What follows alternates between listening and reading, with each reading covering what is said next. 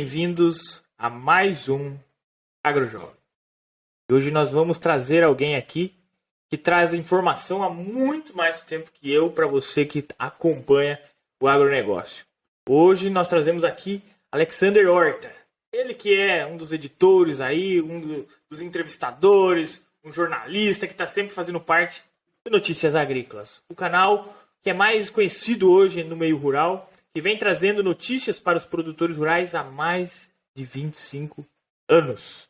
Alexander Horta, seja muito bem-vindo aqui ao AgroJovem. Obrigado, Lucas. Prazer estar aqui com vocês para poder contar um pouquinho da história do Notícias Agrícolas, enfim, contar um pouquinho da história da agricultura e como a informação é importante para esse setor, né, Lucas? Não, com certeza. Não, e até me surpreende quando eu fiquei sabendo que vocês estão chegando a 25 anos do portal. Aí eu fiquei pensando assim, cara, mas 25 anos, eu tenho 30, né? Então, 25 anos atrás, a internet era só mato na época. Como é que vocês faziam no começo? Isso era um jornal de folha? Isso era um site, mas daquele jeito? Como é que funcionava isso no começo? Então vamos começar lá em 1997, Lucas, quando o João Batista Olive, né, grande comunicador aí do agronegócio, estava pensando o que fazer depois que ele tinha saído da Globo.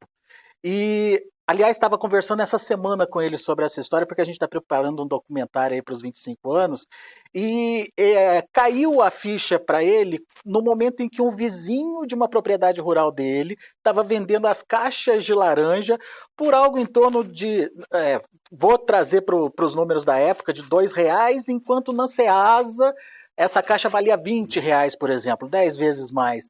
Daí o João perguntou pro vizinho dele, por que você está vendendo tão barato? Ele falou assim, não sabia que podia vender mais caro.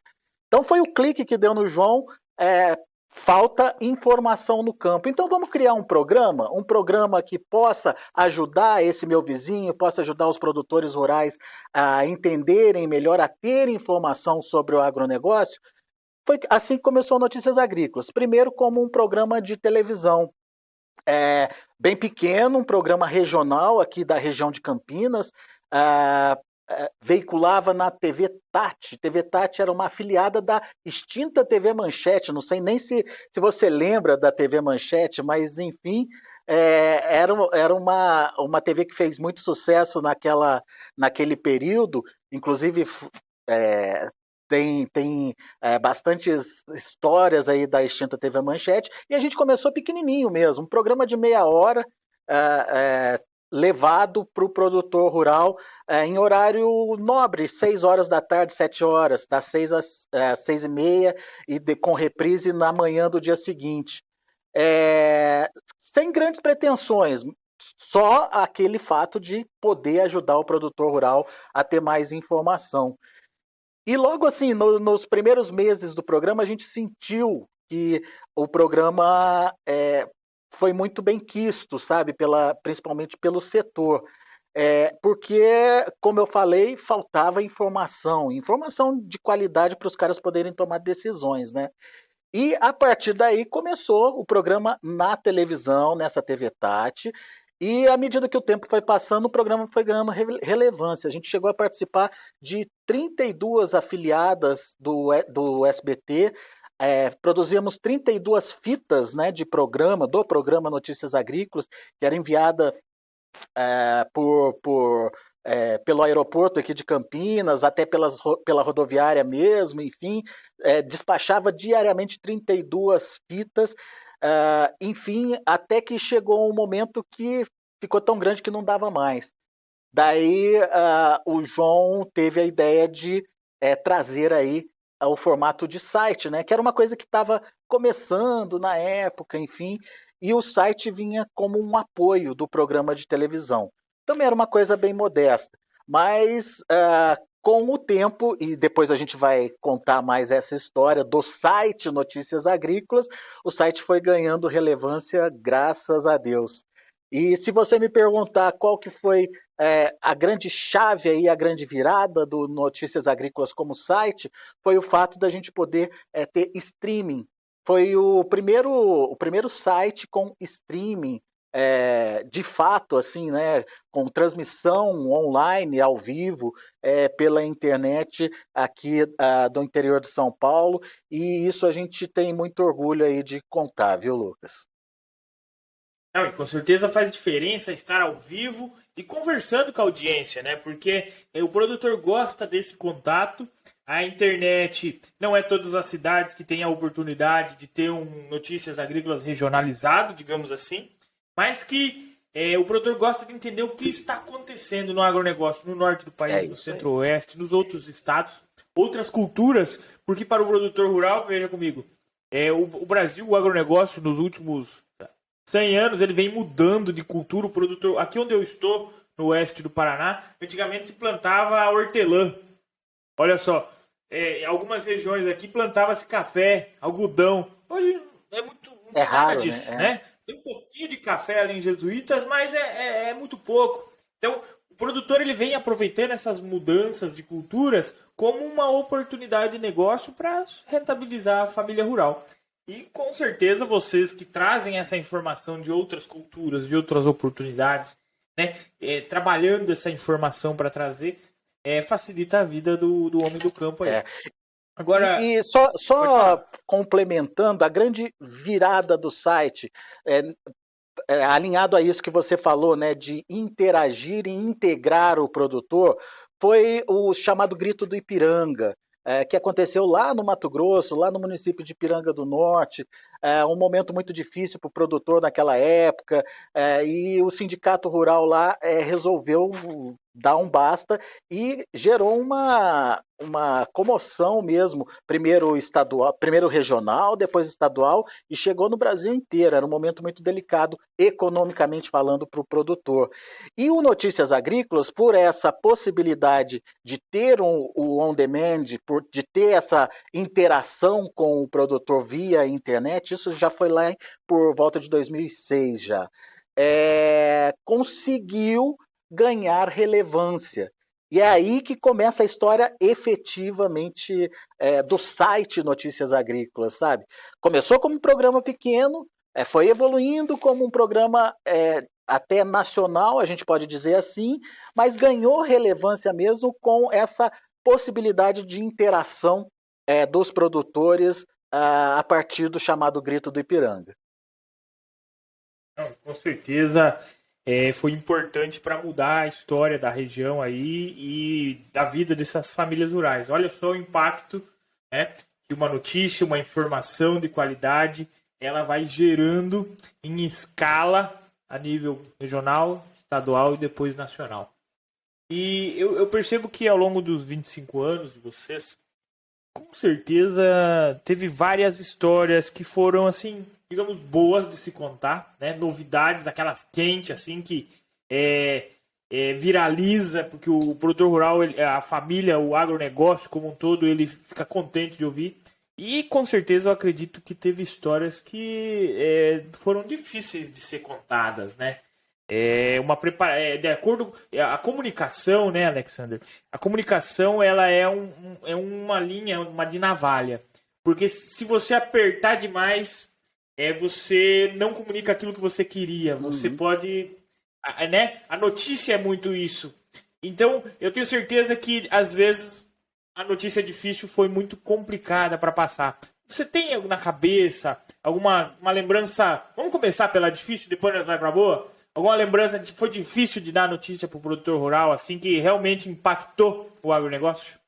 Lucas, foram assim, muitas informações difíceis de serem dadas, muitas histórias, principalmente envolvendo momentos econômicos da própria agricultura, produtores que por conta de problemas climáticos perdiam aí as suas lavouras e não tinha um seguro, não tinha uma condição que pudesse ajudar ele a tocar a vida para frente. Mas assim, um momento que eu acho que chamou muita atenção aqui do site para nós, e principalmente para mim, quando a gente acompanhou aquele momento difícil. Não sei se vocês aí em Palotina tiveram esse problema, mas Mato Grosso do Sul, Mato Grosso, algumas regiões ali do Rio Grande do Sul, tiveram muito impacto com as invasões de propriedades rurais, naquele momento que a questão da demarcação das terras indígenas ganhou muita força. E a gente viu um episódio lá de Sidrolândia, de uma terra produtiva, de muito trabalho, de um casal de produtores, que foi invadida e eles quase literalmente morreram mesmo durante essa invasão. Tiveram a casa queimada, a plantação destruída, os animais mortos, enfim, foi uma história muito triste de contar. E não foi esse caso de Sidrolândia foi o grande primeiro momento, né? E depois a gente teve toda uma sequência de desdobramento dessa questão das invasões, que foi um período bastante complicado para a nossa história aqui, de ter que contar essas histórias. De um lado, os indígenas, obviamente, querendo o espaço deles, ninguém está aqui para condenar isso, não, mas a gente condena a forma como foi feita, né? De invasão, de agressão, de perda de propriedade, de patrimônio, e os produtores com enfim, com as propriedades privadas sendo atingidas ali naquele momento, foi bastante complicado de contar essas histórias. Eu lembro que nessa época eu acompanhava as histórias, né? Aqui próximo, na região Terra Roxa, Sim, Guaíra, tinha um Guaíra. pouquinho disso. Sim, Guaíra É, teve muito problema. Tem até hoje, né? tem.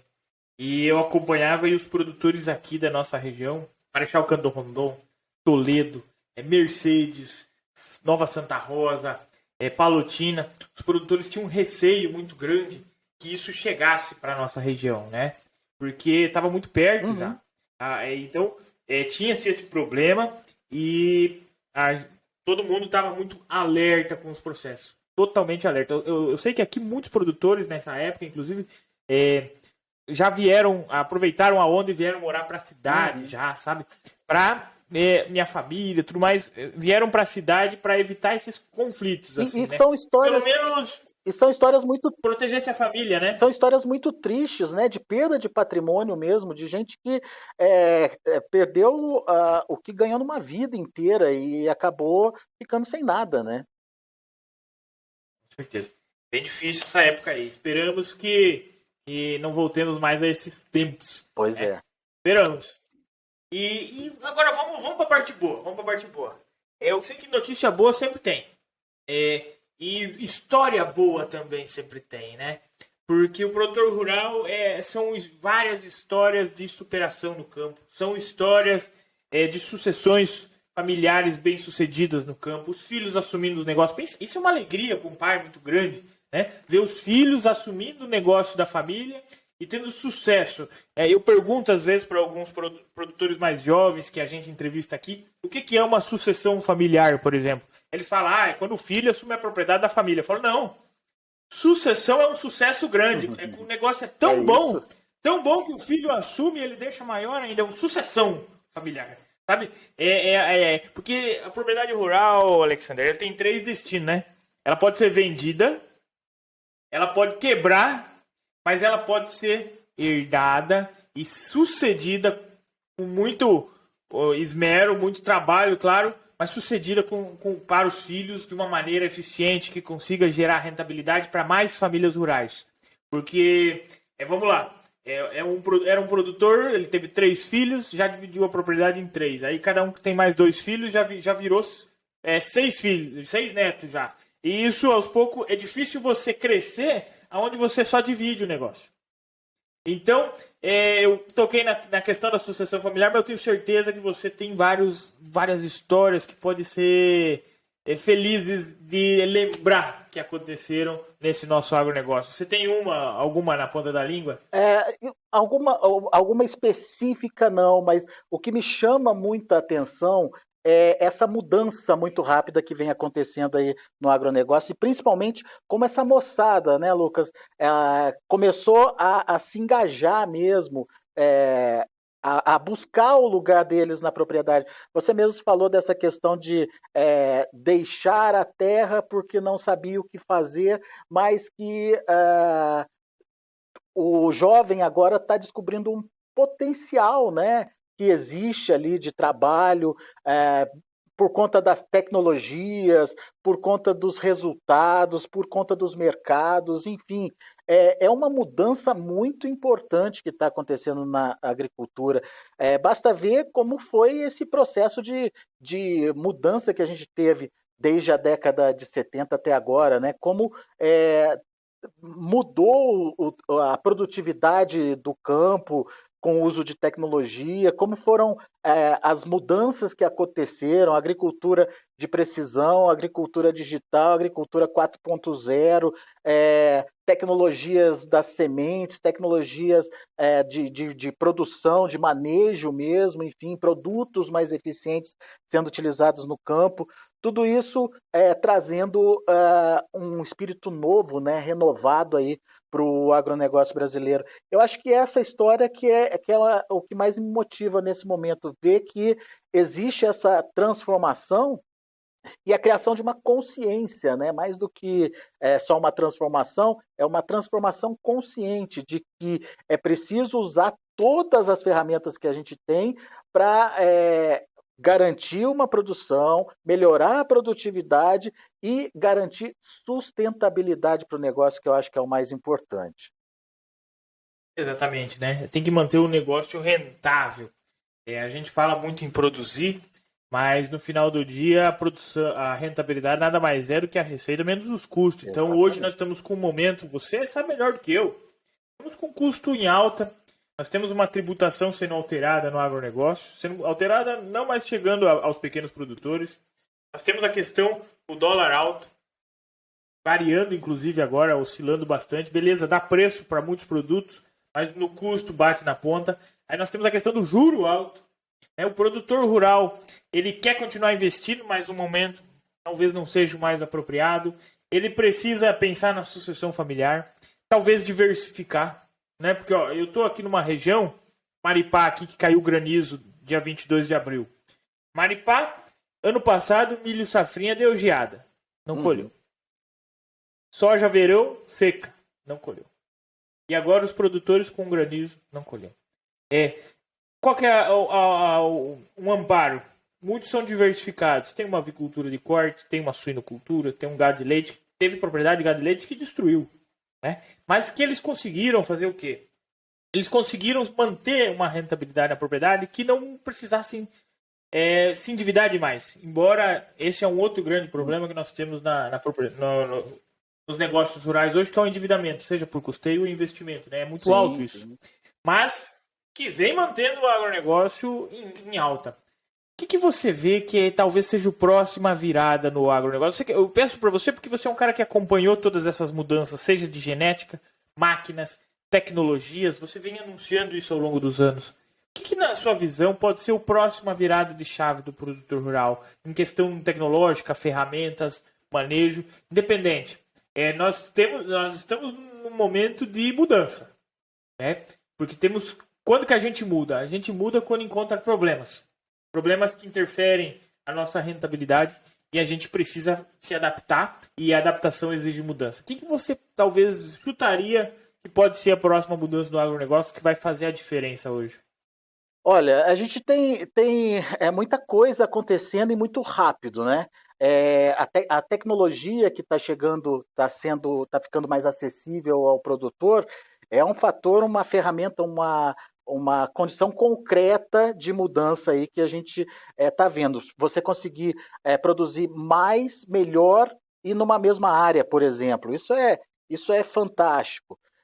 Mas eu acho que o que ainda precisa e que o produtor ainda peca bastante é da porteira para fora. Eu acho que é essa revolução que a gente tem que tentar trazer para os nossos debates, tentar trazer aqui para as conversas entre os produtores. Eu não estou falando do grande produtor. O grande produtor tem consultoria, tem analista à disposição, tem uma equipe administrativa ali na fazenda que sabe fazer tudo para ele. Eu estou falando do pequeno e do médio produtor. que às vezes perde a oportunidade de bons negócios justamente por não saber cuidar dessa porteira para fora, que é o que a gente costuma contar aqui, né? Comercializar o produto dele, fazer o negócio certo na hora certa e garantir aquilo que você falou, rentabilidade, dinheiro no bolso. Eu acho que esse ainda é um grande desafio do produtor, pelo menos o que a gente sente nesse momento. Tem uma mudança acontecendo? Efetivamente tem. Não dá para a gente encobrir isso. Mas tem muita coisa para melhorar ainda, principalmente quando você disponibiliza para o produtor ferramentas de comercialização, quando você conta para ele que ele tem as possibilidades de fazer melhores negócios do que aqueles que ele está fazendo nesse momento. Enfim, isso passa um pouquinho pela informação, que é o que a gente tem muita preocupação aqui no site, né? De trazer a boa informação para que o produtor possa absorver aquela informação e, mais do que só absorver, colocar em prática aquilo que a gente está trazendo de informação. Mas eu acho que o caminho agora é tentar passar para o produtor essa questão aí da porteira para fora, viu, Lucas? A comercialização do produto dele. Ele precisa saber vender muito bem, ele precisa saber comprar muito bem. Exato. Né? E ele precisa ver o quanto que cada coisa pesa nessa conta que ele faz, porque eu digo, né, o produtor muitas vezes ele até vende bem, nem sempre, mas ele até tenta vender bem, mas ele gasta muito para produzir bem, né, muitas vezes. Eu digo muito porque eu trabalho, Alexander, com consultoria em gestão, né, eu vejo números diretos de produtores, e a conta está ficando muito cara em partes onde ele não tem o domínio específico, mas que ele poderia trabalhar melhor os números, sabe? É uma questão de banco, porque quando ele tenta esperar para fazer a comercialização exata, o tempo está comendo, ele tem conta para pagar. Exato. E o que acontece? Aí ele vai lá no banco e pega o dinheirinho, porque ele não quer vender o grão dele. Eu vejo isso, né, na prática. Aí ele pega o dinheiro no banco. Só que chega no momento que nós estamos num juro altíssimo. Se ele fizer isso com frequência, ele quebra. Bica. Tem risco de quebrar. Ele quebra. Ele quebra. Né? Então, ele tem que. Eu concordo com você que ele tem que se preparar para comercializar no momento certo, mas para isso ele tem que ter uma gestão organizada para aguentar o time. Perfeito. Porque se ele não aguentar o time, ele apanha no percurso e o percurso custa caro. Perfeito. Você falou a palavra correta, gestão. Eu acho que esse é o grande segredo, principalmente na hora de tomar a decisão da comercialização. Que você sabe qual que é o seu custo, você sabe qual que vai ser a sua lucratividade em cima daquele valor que estão oferecendo para você. Você pode ter argumentos para valorizar o seu produto, você pode agregar valor ao seu produto, enfim. A partir do momento que você sabe quanto aquilo custou, fica muito mais fácil de você poder vender o seu produto. E outra, o nível, a qualidade de vida do produtor rural hoje melhorou muito nos últimos anos. O filho saiu estudar na faculdade, aí ganhou um carro, aí a filha saiu, ganhou um carro, a propriedade rural, a casa rural começou a ter mais qualidade de vida, né? E tudo isso vai custando. E esse custo, a propriedade te paga. Então, um negócio que às vezes faz alguns negócios errados e tem um financiamento para pagar, o que é normal. Mas tem o financiamento, tem as contas, e ele ainda comercializa errado, como você falou, fica difícil fechar essa conta no final do mês. E depender do banco é um péssimo momento hoje em dia. Então, fica aí a dica para o produtor rural, né? Tem sempre, né, Lucas, aquele fator surpresa que não estava na conta do produtor, que a gente viu acontecer. Você citou aí a questão das intempéries climáticas, das perdas, seja granizo, seja seca, seja geada, enfim. Isso ninguém quer, ninguém está esperando, mas acontece, né? O produtor tem que estar também, ter pelo menos um suporte para quando essa condição acontecer, né? Exatamente. Ele tem que sempre lembrar, separar o negócio da família e lembrar que ele tem uma empresa na mão. Essa empresa que sustenta a família, paga os funcionários, né? E que faz ele crescer na vida e depois realizar uma sucessão familiar. Por aí vai. E sabe o que é legal? Eu trago muitos produtores rurais jovens aqui para entrevistá-los, eles contam suas histórias. E eu sei que vocês aí do portal, ao longo desses 25 anos, vêm aí mostrando boas histórias e um deles que vocês vão fazer é um prêmio, né? Um prêmio de melhor história de um agricultor. Conta para nós que está aqui nos ouvindo, para você que está aqui no YouTube, né? Conta para nós como é que funciona esse prêmio de melhor história de um agricultor. Legal. Lucas, é até muito bom você dar esse espaço para a gente contar um pouquinho desse prêmio, que foi um prêmio que começou no ano passado, em plena pandemia. A gente precisava estimular o produtor, enfim, a gente sabe que o agronegócio não parou, né? Mas a gente precisava estimular o produtor a contar para a gente o que estava acontecendo na propriedade dele. Então a gente teve essa ideia de criar um prêmio à melhor história de um agricultor. E o ano passado foi muito legal, foi um sucesso. Assim, a gente recebeu várias histórias interessantes, histórias de vida, de sucessão familiar, inclusive, até histórias tristes mesmo, de produtores que tiveram seus negócios aí afetados pelas condições climáticas. Mas, enfim, foi um momento em que a gente percebeu que o produtor estava disposto a contar a história dele. Muitas histórias legais chegaram aqui para a gente. Então, a gente imaginou, vamos fazer uma segunda edição, então? E esse ano a gente está fazendo essa segunda edição, é o prêmio A Melhor História de um Agricultor.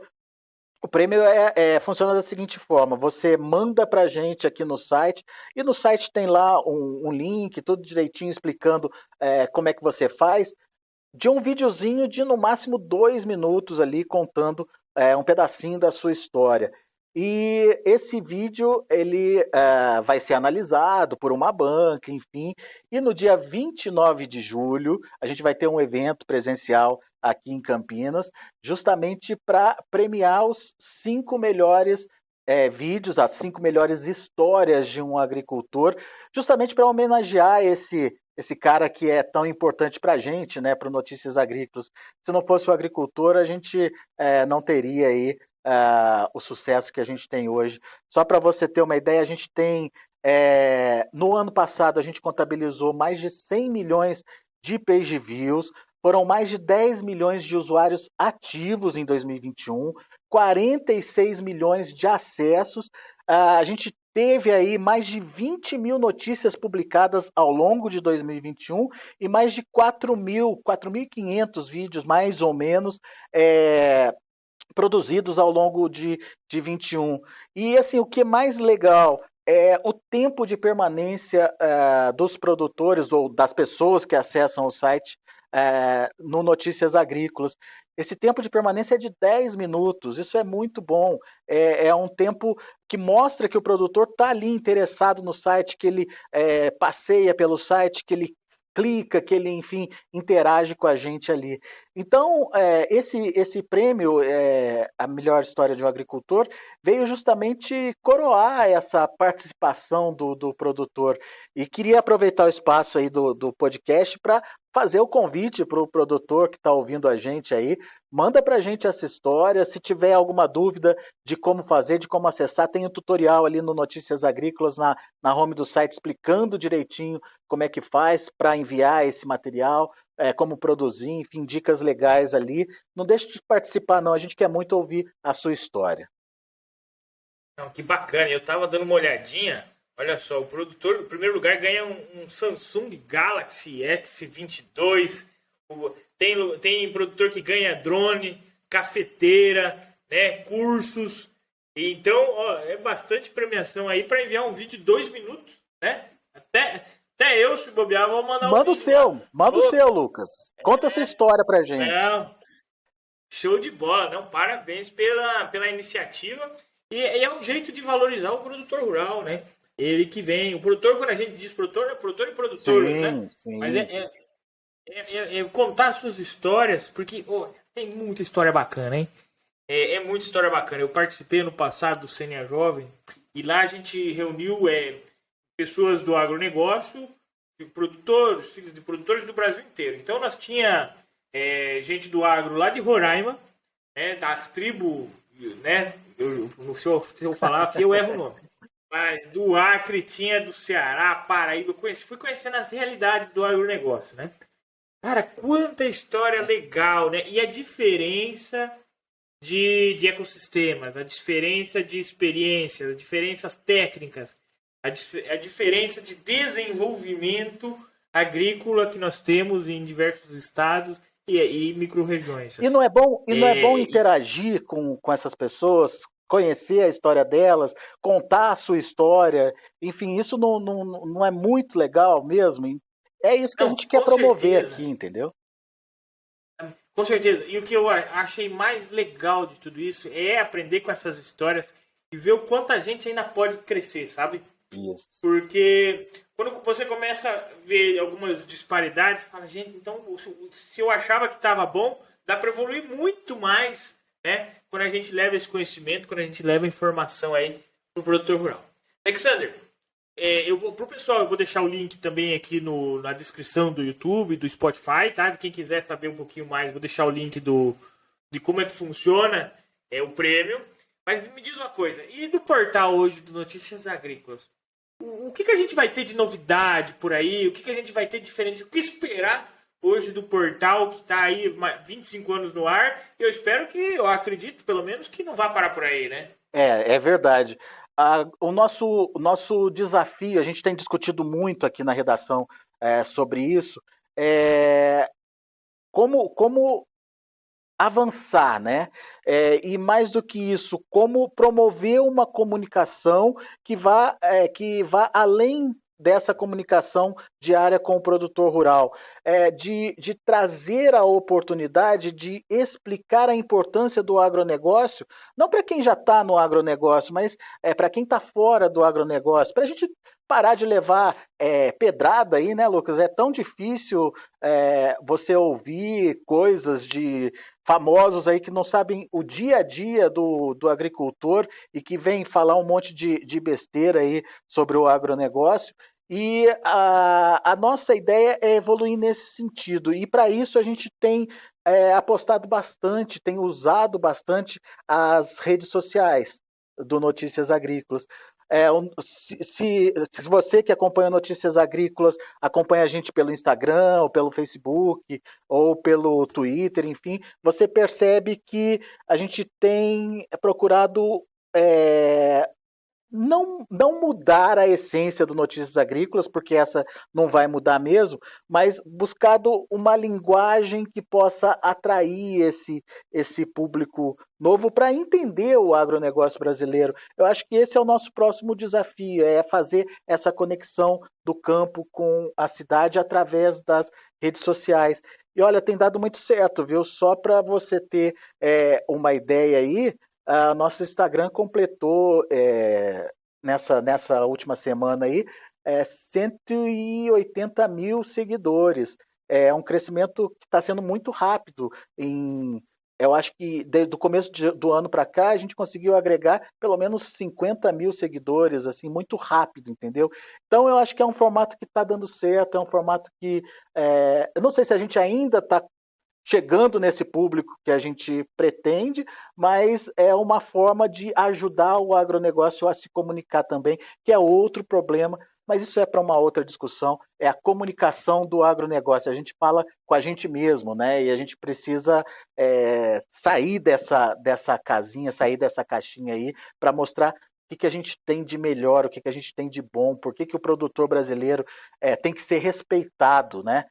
Não só aqui no Brasil, que é o grande desafio, mas lá fora também.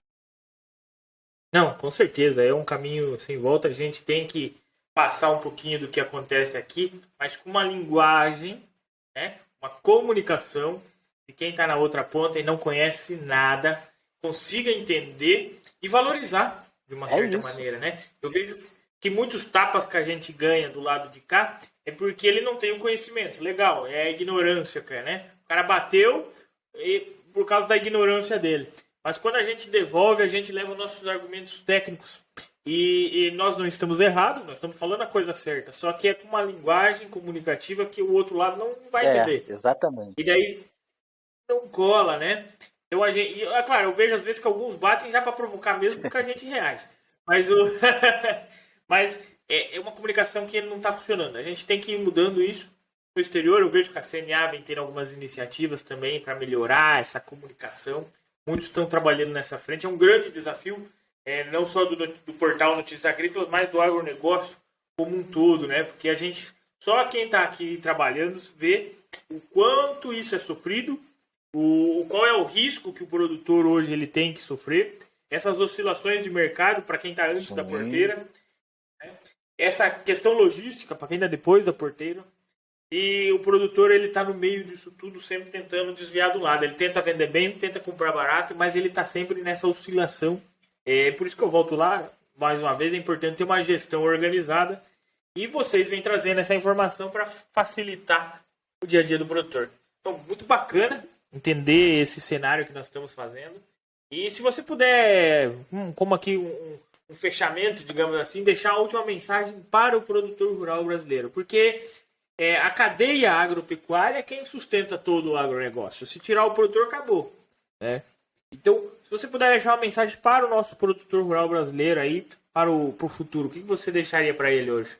Olha, eu acho que o produtor brasileiro, ele é um guerreiro, um cara que, enfim, ele está engajado numa missão muito importante, que é produzir alimentos, que é garantir a segurança alimentar. E o produtor brasileiro, nesse contexto, está muito na frente. Tanto que, por exemplo, durante a pandemia, o Brasil ele foi o grande responsável por garantir a segurança alimentar de muitos países. Eu tive lá nos Emirados Árabes recentemente, no mês retrasado, e foi muito interessante de entender como o Brasil foi importante para eles naquele momento da pandemia. Lá eles não conseguem produzir nada, é deserto, não tem tecnologia de produção de deserto. E eles dependiam de exportar, de comprar alimentos de vários países. Só que com a pandemia, deu aquela travada, né? E o Brasil foi fundamental para eles. A gente ouviu isso do pessoal da Apex lá em Dubai, que foi muito importante essa relação com o Brasil, porque garantiu a segurança alimentar daquele país, daquele povo, entendeu? O Brasil em nenhum momento deixou de fornecer alimentos por conta da pandemia. Então, é essa mensagem que eu quero deixar para o produtor. Ele é muito importante, ele tem que se valorizar muito, ele tem que participar mais, enfim, entender mais a importância dele nesse processo de produção de alimentos. Não é só bater no peito e falar eu produzo alimentos, mas entender como é que é isso na prática, entendeu? Como isso é importante para garantir a paz no mundo. Show de bola. E isso que valoriza e faz valer a pena, com certeza, o trabalho no campo. É isso. Brinco que essa produção de alimentos ela é importante para o mundo, né? É isso que é o propósito do produtor rural, claro, desde que gere renda para a família rural, que consiga sustentar a sua família. Não é uma ação social, mas é um propósito muito importante que o produtor rural puxa essa frente e todos da cadeia do agronegócio vamos atrás, né? Fazendo essa engrenagem toda funcionar. Gostaria de agradecer, então, a sua presença aqui. Eu aprendo com você, eu aprendo com os produtores que vêm aqui, eu aprendo com os especialistas que vêm aqui. É uma grande honra para mim, Alexander, estar aqui fazendo pergunta para pessoas mais inteligentes do que eu. Imagina. Porque é a maneira que eu encontrei de aprender. Porque eu não gosto muito de estudar, sabe? Eu nunca gostei muito de estudar, mas eu sempre gostei de aprender. E não tem jeito melhor de aprender do que pegar uns caras fora da curva, o pessoal que fez acontecer, pegar uns produtor organizado, dedicado, e aprender na prática aqui com eles. Essa é a maneira que eu encontrei de certo modo ajudar o produtor que está aqui nos ouvindo, nos acompanhando, mas que eu também tenho um pouco para o meu lado, que é o aprendizado, que eu levo isso para a vida inteira. Então, muito obrigado por me dar essa oportunidade e que continuemos aí levando informação para o produtor rural a todos os cantos desse país. Ô, Lucas, eu que agradeço a oportunidade. O Notícias Agrícolas está à disposição para a gente bater mais papo, trocar mais figurinhas, enfim. E você não está só aprendendo, não, você está ensinando e ensinando muita gente, viu? Obrigado aí pela parceria. Obrigado, eu que agradeço. Esperamos sempre estar contribuindo aí. Para você que acompanhou até aqui e não fugiu ainda, deixa o like aqui no YouTube. E lá no Spotify tem um lugarzinho lá no aplicativo do Spotify que você deixa as estrelinhas para avaliar o canal. Isso aí ajuda a gente a ganhar mais entrega e chegar a mais pessoas. Claro que se você compartilhar com alguém, facilita o processo dessa entrega de conteúdo. Um grande abraço, então, toda segunda aqui no YouTube e toda quinta-feira no Spotify. Um abraço a todos, até a próxima. Valeu!